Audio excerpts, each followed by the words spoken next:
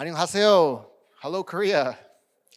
So for those of you that don't know in the audience or those watching at home, I was literally the very first person in the entire world to start investing in this ecosystem almost 13 years ago, back when I had zero gray hair. And now I have shorter hair with some gray ones mixed in. But I wouldn't trade a thing for it because it's been such a really, really exciting ride from being the founder of Bitcoin.com and a co-founder of Blockchain.com and XRP, and basically single-handedly funded almost the entire first generation of Bitcoin companies way back in starting in February of 2011.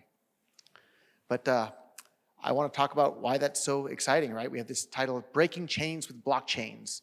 And actually this entire presentation, I collaborated quite a bit with different AI tools to come up with. And as clever as I like to think I am sometimes, I thought that title was really clever. Breaking Chains with Blockchains. ChatGPT came up with that for me when I tried to explain to it what I was trying to convey. And that can have a lot of different meanings here, right? So like, what chains are we breaking with blockchains? Well, I think there's a lot of chains that can be broken with blockchains, namely things of the past, right? So we're breaking old systems and replacing them with new things built on blockchains, which enable more personal freedom for people around the world. And so this is really an important aspect for me as one of the older people in the cryptocurrency ecosystem. I'm gonna turn 45 here very shortly. But way, way, way back when I was a teenager, I got my start in business selling things on the internet in the late 1990s. And in the late 1990s, there was certainly no Bitcoin. There was no PayPal. There was almost no easy way to send money to people over the internet. And in the earliest days of e-commerce in the US, I was selling computer parts on a website called eBay. And way back then, the way people would pay each other on eBay, again, it wasn't with PayPal, it wasn't even with credit cards. They would go to the local post office and buy a postal money order, which is basically a check that you buy with cash at the post office. Then you would send that in the mail with a stamp in an envelope. And myself as the seller, I'd have to wait several days for the letter to show up in the mail.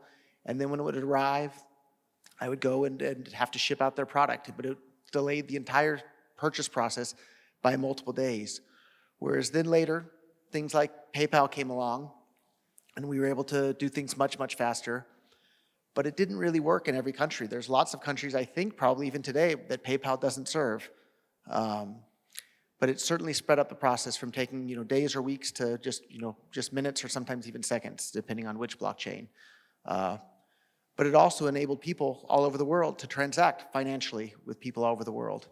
And we saw in one of the earlier presentations, we're talking about money is such a powerful, powerful invention that allows people all over the world who have never met each other to collaborate with each other.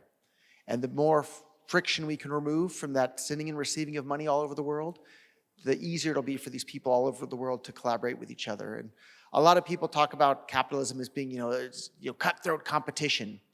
And yes, there's a lot of competition, but we're all competing to collaborate and cooperate more effectively. So it's a competition to see how we can cooperate more effectively. And I think that's a really wonderful thing. And blockchains, of course, are helping to enable that by speeding up the amount of time that it takes in order for us to send and receive that money. And talk about an exciting thing, right? Lots of us here have flown in from all over the world to be here today. Well, blockchains and cryptocurrencies work all over the world. In every single country of the world, if you have access to the internet, you can use cryptocurrencies. And as we saw from an earlier presentation, which is something that I was excited about the early crypto people talking about, it doesn't even matter if you're human or not, right? These AI agents are going to start using cryptocurrencies because as much as I love WorryBank, I don't think WorryBank's going to open a bank account for ChatGPT. But these AIs are going to be able to use cryptocurrencies, and they will use cryptocurrencies to pay other AI entities, or to pay humans, or to pay who knows what's going to be next. And speaking of what's going to be next, one of the other really fun discussion that was on the earliest Bitcoin discussion platform was bitcointalk.org. And I think it was probably in 2011, people were asking each other, what are you the most excited about Bitcoin for? And one of the more interesting discussion platforms, as funny as it sounds, somebody said, the thing I'm the most excited about Bitcoin for is because now when we finally make contact with aliens, we won't have to be embarrassed about the type of money we're using anymore. And I thought that was a really interesting and fun thing and people are excited about so many different things. But that was one, because if you think about it, what we've been using up until now, like pieces of paper and handing them back and forth, or little round pieces of metal, like that's been the money for thousands of years. And now finally we do have something much, much better in the form of cryptocurrencies. And again, it's completely permissionless to use. As much as we all love our local banker, they're not going to be allowed to, or not going to be able to, for one reason or another, open bank accounts for these artificial intelligences that are going to be coming into our world, everything, everywhere, all at once. It's really happening quickly. And so it's completely permissionless to use, whether you're a human or not. Cryptocurrencies are for you. As long as you're a thinking entity, you can sign up and start using it. In fact, just while I was backstage, it's my first time in my life, I'm wearing a little makeup. But the girls that were helping me put on the makeup here backstage, I set all of them up with cryptocurrencies wallets and sent them some. And they were all really amazed how easy it was. And in fact, I sent the first girl some, but I told her she had to send more to her friends via Kakao Talk. And they were amazed that right now today, using the Bitcoin.com wallet, you can send money via Kakao Talk. And then once they have that, they can then deposit into Upbit or wherever else they want in some other country and can convert back to their local currency or whatever they want to do. It's really an amazingly powerful technology for everybody, from anyone everywhere, whether they're working on AI or doing makeup. Cryptocurrency works for you right now today with no prerequisite qualifications. It just plain works. And again, peer-to-peer is so incredibly important for blockchains, right? We've had fast payments previously, right? You can send from, Worry Bank to Hana Bank basically instantly, but it's not peer-to-peer, because if for some reason at some point they think what you're doing is suspicious, and even if it's completely a mistake on their part, they can block your payments, they can freeze your accounts, they can tell you don't have the right permission slip to be able to send that amount of money to whoever it is. That's the problem. That's slowing the spread of the information that's being conveyed by money whenever anybody sends one piece of money to one type of money to somebody else anywhere in the world. And so cryptocurrencies solve that problem by allowing anyone, and in fact, as nice as the girls backstage were, I don't even know their names, but I sent all of them some money, and they might not know my name either, but that just shows how powerful it is, and there was literally no sign-up process. Some of them had Samsung phones, some of them had iPhones, but it just works for anyone and everyone. And in fact, you can even print up cryptocurrencies onto pieces of paper and give it to people on pieces of paper as well.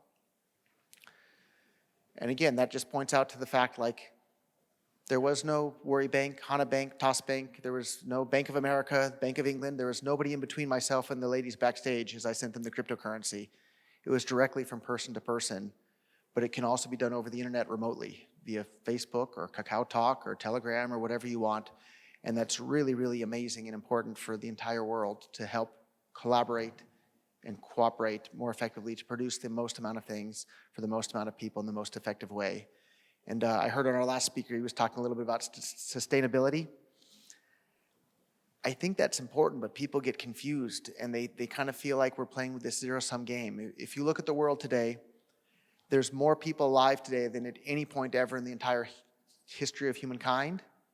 Yet the average standard of living for people today is better than it's ever been at any point in the entire history of humankind.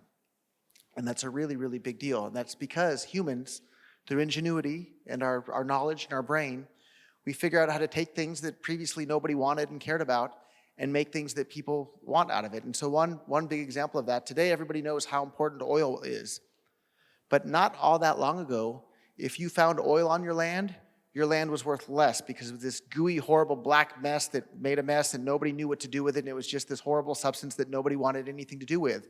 Whereas now today, I'm sure my sneakers are made of oil, the plastic in this clicker is made of oil, probably the microphone's made of oil. All sorts of things are now made out of something that previously people hated and didn't want anything to do with. And that just shows how amazing brain power is in order to take products that people didn't even know what to do with previously and figure out how to provide for the needs and wants and desires of people around the world. But the way they're able to do that is through money. And so there's a fantastic book I would encourage anybody to read. It's called iPencil. And it's the story of a pencil. And the pencil makes the claim that there's not a single person alive on the entire planet that knows how to make me. And of course, when people first hear that claim, they think, a pencil, that's so simple. Everybody knows how to make a pencil. It's a pencil, it's easy.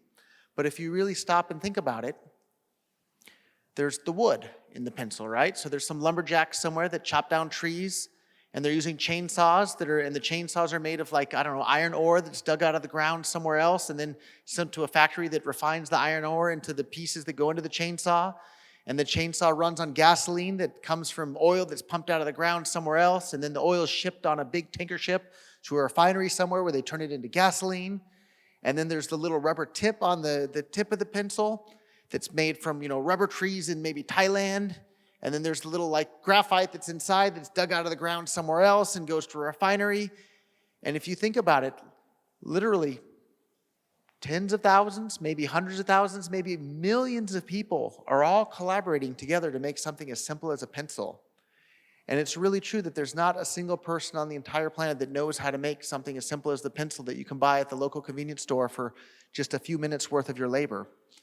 But the way all of that is possible and the way those millions of people are able to collaborate with each other is through the use of money. Because the chainsaw operator buys the chainsaw from a factory who he pays with money, and then the factory pays the employees with money, and the employees pay for the things that they need with money.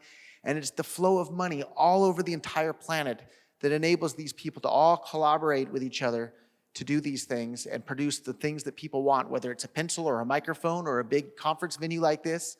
It's the money flowing from person to person that transmits that information as to what things people want without having to use words. So when I go to the convenience store and buy that pencil, I know nothing about the people that were involved delivering it to the convenience store, the factory that made it, the people that supplied the factory. I know nothing about any of them, but the fact that I was willing to pay, a couple hundred won probably for a pencil transmits that information that I value the pencil more than the won that I paid for it, and allows all those people to continue doing those things. And it's really, really, really the reason why cryptocurrencies were so exciting to me, because it allows that information to flow more smoothly and more quickly and more effectively. And that leads to a higher standard of living for all of humankind. And again, whether it's a pencil or a cup of coffee, no matter how big or how small, cryptocurrencies are enabling this flow of information around the world. And the more easily that information can flow, the better the standard of living all of us are going to have. And fast, of course, right? So I have to give a lot of credit to Korea, though. I've been spending a lot of time in Korea since COVID ended. Domestic Korean bank transfers are really, really quick and really, really fast, but they only work in Korea. And if I want to send money outside of Korea or receive money into Korea, it takes days or sometimes weeks. And it's really, really frustrating. But inside Korea, wow, is that fast. I'm really impressed. But the rest of the world doesn't have a banking system that's as fast and effective as Korea. And so cryptocurrencies solve that problem for every single person, everywhere on the planet, everywhere all at once. This is so exciting for everybody, because wouldn't it be nice if everybody had access to a banking system that was as fast and effective as the local domestic banking system in Korea, but for every single person on the planet? Think about how much more information could be sent via these financial transactions happening everywhere, and how much more efficiently the entire world's economy would be able to produce the goods and services that people want if we were able to have something that fast and effective. Well, thanks to the invention of cryptocurrencies, we now do all over the world. And the girls backstage, again, they were amazed when they saw how fast and easy it was. It literally took them longer to download the app in the App Store than it did to start sending and receiving the money. And again, I explained to them when I sent them some Bitcoin Cash, because that's one of my many favorite cryptocurrencies. I like anything that works. But the fee to send a Bitcoin Cash transaction was about 1 single won, basically free. Although the Korean, I have to say it again, the Korean domestic banking platform, really, really fast and free for just about everything, but it only works in Korea, unfortunately not the rest of the world. And again, we've been hearing more and more about AI in the world recently. Cryptocurrency is perfect for that, right? So the AI can go and evaluate all the different cryptocurrencies out there and figure out which ones it likes, which ones it doesn't, and it knows it's not going to have the rug pulled out from under it. Before COVID, I spent a lot of time in Japan, and I speak Japanese pretty fluently. My Korean's coming along, but one piece of history that I think may apply to Korea as well. I should have researched that before this talk, but in America, we have these things called silver dollars. They're a 1 ounce silver coin that at one point were worth $1. And right now, $1 equals about 150 Japanese yen. But before World War II, 1 Japanese yen was a 1 ounce silver coin, which that means the exchange rate between US dollars and Japanese yen used to be $1 equaled 1 yen. And today those 1 ounce silver coins are worth, I don't know, 20 something dollars, I think, at the moment. That just means that the US government really inflated their currency, but the Japanese government did it even more. And that's one of the beautiful things about cryptocurrencies and this competition around the world, is that now people have a choice as to which form of money they want to save their money in, whether it's the US dollar, the Korean won, silver coins, or crypto coins. People have choice. And when you have more choice in the marketplace, that leads to better outcomes and better possibilities for people around the world. And it's really exciting to see these new choices for people around the world. And most blockchains are public ledgers, right? So we've already seen this happening where people get worried about an exchange not having all the money they're supposed to have. People go and check on the blockchain and say, hey, do they have what they're supposed to have? And so it makes it much, much more difficult for people to commit accounting fraud and these sorts of things. And so it's really nice to be able to have that transparency when people want to have that transparency, or when institutions want to have that transparency, or when the customers want the institution to have that transparency. And again, blockchains really protect the end user. So with other custodians holding your money, you're kind of at their mercy. But with the cryptocurrency that you're holding yourself, it's protected by the laws of mathematics. And no amount of men with guns or threats of violence will change the laws of mathematics. And so the fact that your cryptocurrency is protected by the laws of mathematics, that's the strongest possible way you can enforce your property rights over something. And again, these blockchains are immutable, right? Once it's written to the blockchain, it's there for good. I talked about the person earlier on the forums who was so excited, and the thing he was most excited about Bitcoin was that now we don't have to be embarrassed about the type of money we're using when we finally make contact with aliens. Well, another real interesting thread on the forum there was that the start of the Bitcoin blockchain, if you kind of think about it, it was the true beginning of recorded history. Because before the blockchain, books could be burnt, memories could be lost, history could be written by the victors. But now with the start of the blockchain, we have this immutable history that will be forever unchanging, forever there for everyone to access and check. And so it's really another amazing step in the progress of humankind. And again, AI is going to be using this sort of stuff. We're already seeing, when Ethereum first got started, people weren't really even quite sure what it is. And now we have a whole ecosystem of EVM-compatible chains developing all over the world. And it's only going to happen more and more quickly in more places around the world. And Korea is certainly one of the places that's leading on that front and moving very, very quickly. And again, there's people all over the world, whether it's your GPU at home on your, on your even some notebook computers, or you have a GPU farm, or you're buying specialized mining ASIC equipment. People are doing this all over the world. And just one kind of, I guess, other fun story about this. I visited at one point the largest Bitcoin mining operation in all of North America. And they had rented this giant lumber mill and filled it with Bitcoin mining machines. And it was really impressive to see that. But I did feel a little bit sorry for one of the neighbors. She was complaining to the local newspaper about the Bitcoin mine that was in her town. And she said, and it was really noisy, right? You can hear all these fans going. And the woman said, "It sounds like a jet engine.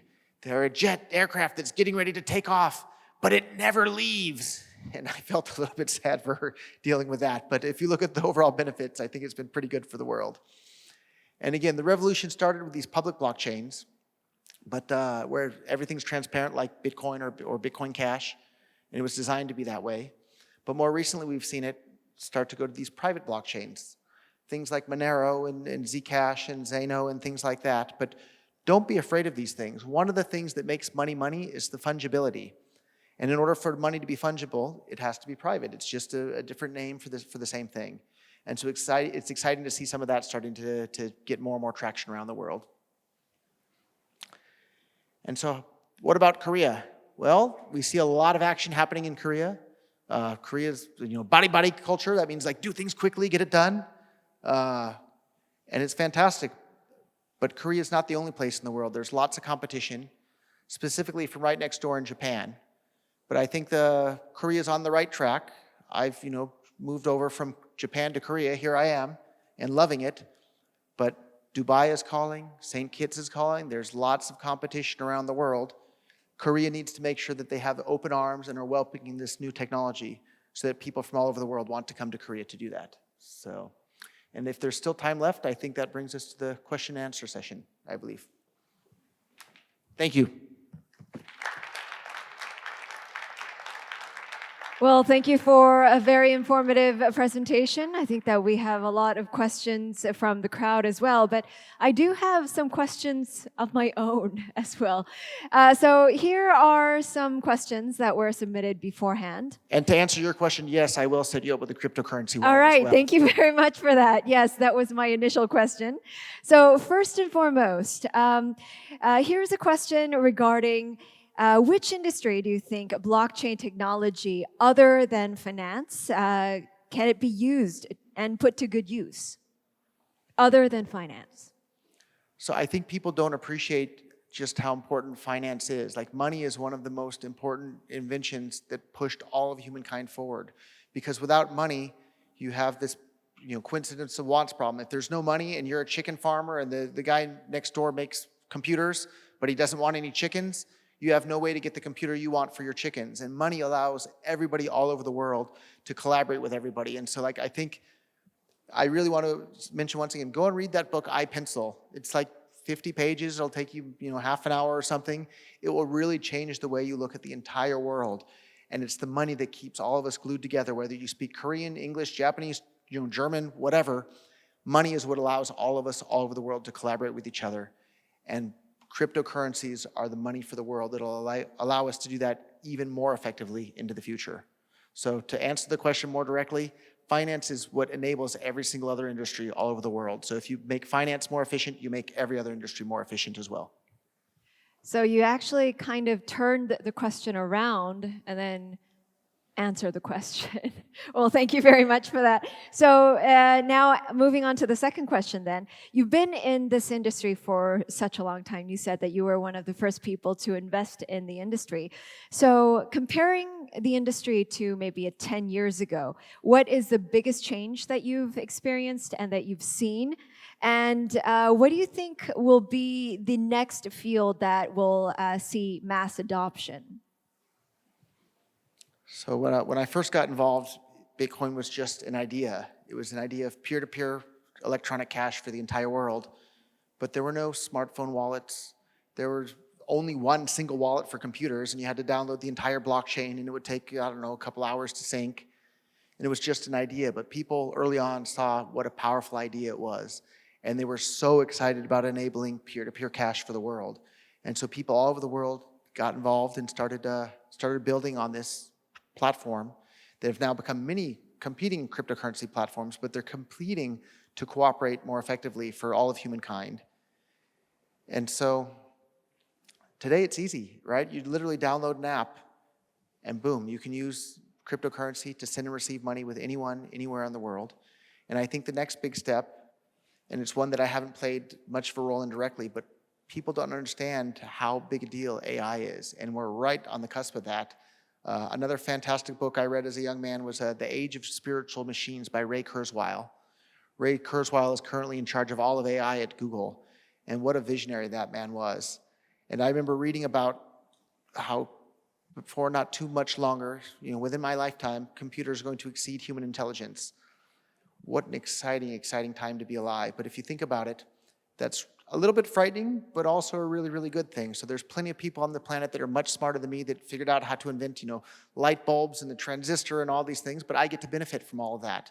And all of us get to benefit from these other smart people around the world that figured out how to do things. Well, pretty soon AI is going to be even smarter than the smartest people out there in the world. And it's going to figure out how to do all sorts of things. But just like I got to benefit from the great ideas of Albert Einstein or Thomas Edison, all of us will get to benefit from these great ideas that's going to be thought up by these non-human intelligences. And it's really exciting to watch that happen. And I'm sure they'll be using cryptocurrencies rather than traditional currencies. Then, and along those lines, you mentioned that AI will be the next big thing. But what is probably the biggest challenge in mass adoption and getting into AI? I thought you were going to ask what's the biggest challenge getting into cryptocurrency. And my answer for that is very simple. The biggest challenge for cryptocurrency is regulatory issues. And that may become the biggest challenge for AI stuff because people are afraid of the unknown. And another example of this is too, like, if you take a dog brain and you give a dog brain 1,000 years to try and understand calculus, the dog's brain simply is not going to be able to understand calculus. And likewise, there are certain problems that even if you give the human brain 1,000 years, it's not going to even be able to understand whatever that problem is. But these new superhuman intelligences are going to not only be able to understand what these problems are, but they're going to be able to solve them. And so what's the biggest hurdle there? I think we just need to allow people to innovate and allow people to do anything that's peaceful, and don't be a Luddite. And for those that don't know, a Luddite is somebody that was mad about, the cotton mills. They're taking our jobs and they'd smash the automation. Don't smash AI, don't smash cryptocurrencies. These are going to be beneficial for all of us, all humankind all over the world.